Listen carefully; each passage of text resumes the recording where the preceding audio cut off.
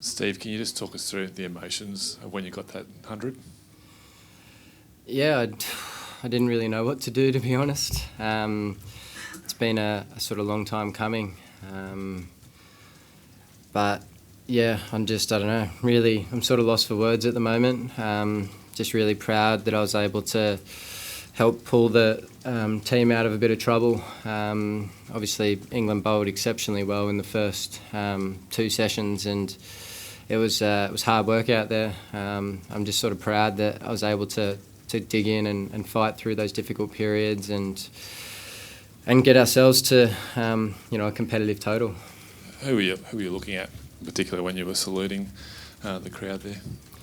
Just the dressing room, the Aussie supporters that are here. They were very loud today when I got to 100, so it's great to have some Aussie support over here. And I just saw the boys going berserk on the balcony, which was just a huge moment. And I'm sort of lost for words, to be perfectly honest.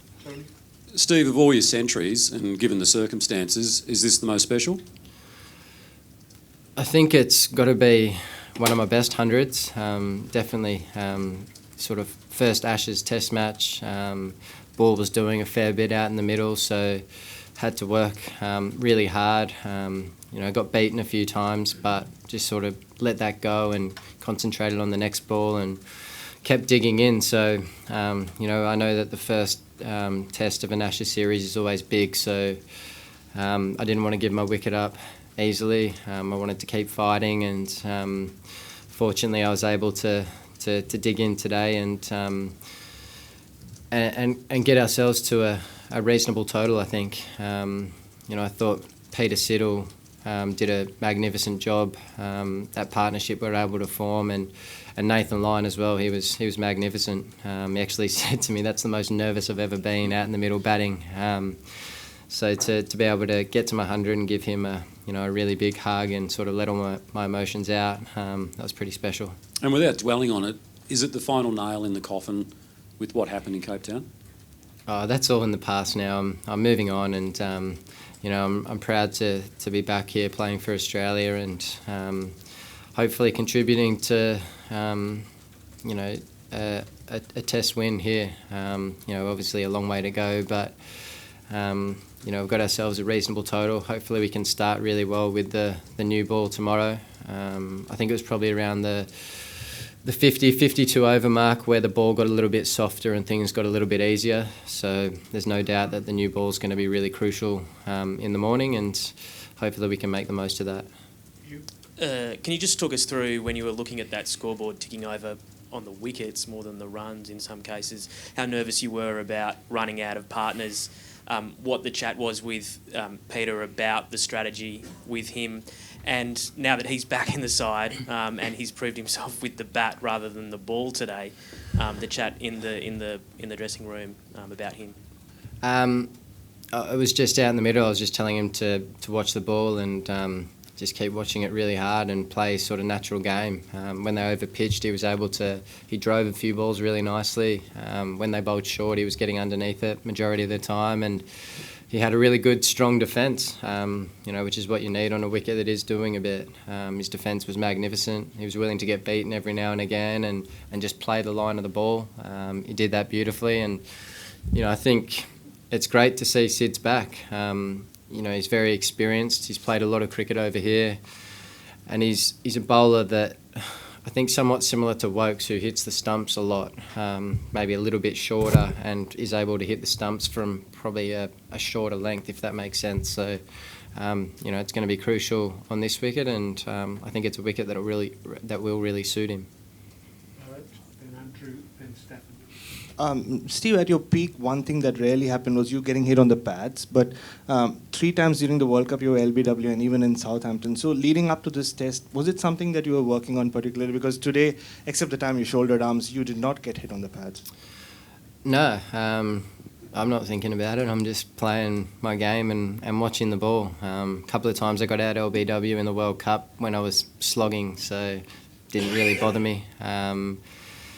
For me, it's just about watching the ball and being really disciplined and trusting my defence, and if you do that on that sort of wicket, that's what you have to do, I guess, on that sort of wicket. Be willing to play the line of the ball and get a few inside edges down to fine leg, or get beaten on the outside edge, or try and use soft hands so it doesn't carry to the slips and things like that. And I was pleased with the way I did that today. Steve, in the lead up to the test, Joe Root said that they were pretty keen to see you come in early because the runs you'd scored in the previous Ashes series you'd come on with a bit of a foundation and the ball wasn't doing much. Do you think you might have put that theory to rest today?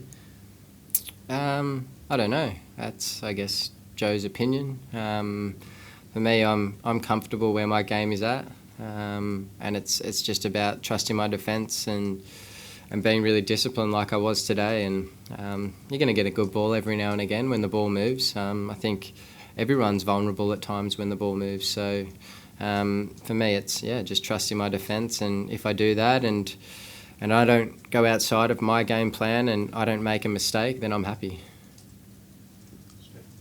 Steve, given everything that's happened, was there a time when you thought that maybe you'd never get the chance to make another Test century for Australia, or did you always think that this moment would come again? There were times throughout the last 15 months where I didn't know if I was ever going to play cricket again. I lost a bit of love for it at one point, particularly when I had my elbow operation, and it was really bizarre that it was the day that I got my brace off my elbow, I found a love for it again. It was, I don't know what it was like a trigger that just said, right, I'm ready to go again, I want to play, and I want to go out and play for Australia and I guess make people proud and just do what I love doing. I've never sort of had those feelings ever before. I didn't have a great sort of love for the game, and it was there for a little while, and fortunately that love's come back, and I'm really grateful to be in this position now, playing for Australia again and doing what I love. Right, we've got 6 more. 1, 2, 3. 1, 2, 3. Starting with you, Steve at the back. Congratulations on your innings. Pantomime villain booing when you walk out to bat is perhaps all part of the fun of the fair. Is it part of the fun of the fair when you reach 100 and when you walk off or run off with 144 runs to your name? Did that remove a little bit of gloss from your achievement today? It doesn't bother me, to be perfectly honest. It's I know that I've got the support of the guys in the room, and for me that's all that really matters. They went berserk on the balcony when I got to 100, and just looking up at them, it really sort of sent shivers down my spine. It's been a long time coming, getting another Test 100, and it was just sort of a huge moment, and I guess I'm sort of, again, I said it, I'm lost for words. I don't really know what to say at the moment. Dean? Steve, in 2005, the England team got a great boost when Glenn McGrath rolled his ankle and didn't play. How much of a boost did it give you when you found out that James Anderson wouldn't be able to bowl again in the innings, only sending down 4 overs? Yeah, you don't want to see people go down, and you want to go up against the best. Fortunately for England, that they've got someone like Ben Stokes who's able to sort of come in and bowl his overs. And he did a pretty good job as well. But it's always tough, I know, as a team when you lose one of your strike bowlers and someone as good as Jimmy, particularly in those conditions. So early in the game, it's always hard to sort of manage your bowlers from there. But I thought Joe did a pretty good job of that. Steve, what was going through your mind when Alim Dar gave you out? Were you very confident that the ball was missing the stumps? I know I get a long way across, and I thought, I've done that quite a few times where I leave the ball and it just hits me on the pad, because I get my back leg quite often so far outside the line. So I felt reasonably confident that I was out, that the ball wasn't coming back enough to hit the stumps, and fortunately that was the case today. Rory? Steve, if you were still captain of this team, we would have called that a captain's innings today. Do you still feel like a leader? Still feel the same responsibility as you did then? Obviously don't have the armband, and that's okay. I think Tim's done a magnificent job the last 18 months or whatever it is. And for me, I'm obviously an experienced player now and an experienced person in the dressing room, and you want your experienced players to stand up when it's difficult and sort of show the way in a way. And fortunately, I was able to do that today. Steve, the booing obviously doesn't distract you or put you off, but in a way, does it make you even more motivated? It doesn't bother me. It doesn't motivate me. It just is. I don't know. It just is. Yeah. One more question. Over here, Dan.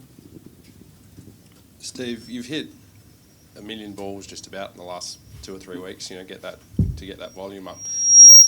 A lot of the sessions you've been doing have been at the same time as the tail end of, the bowlers have been doing extra batting sessions as well. Was that helpful today? I guess the work that they've been putting in to prepare for today? Yeah, I think it's very helpful. Sometimes you need your tail to dig in with you. Everyone gets to bat, so you might as well try and improve it. And the boys have worked, to their credit, the boys have worked, or the bottom 4 and the bowlers that are on the bench have worked incredibly hard the last couple of weeks to try and find a game plan that works in England. Try and get their defence in order and playing the ball really late and all those kind of things. It's been a big focus because tail runs can change the course of a game, as we sort of saw today.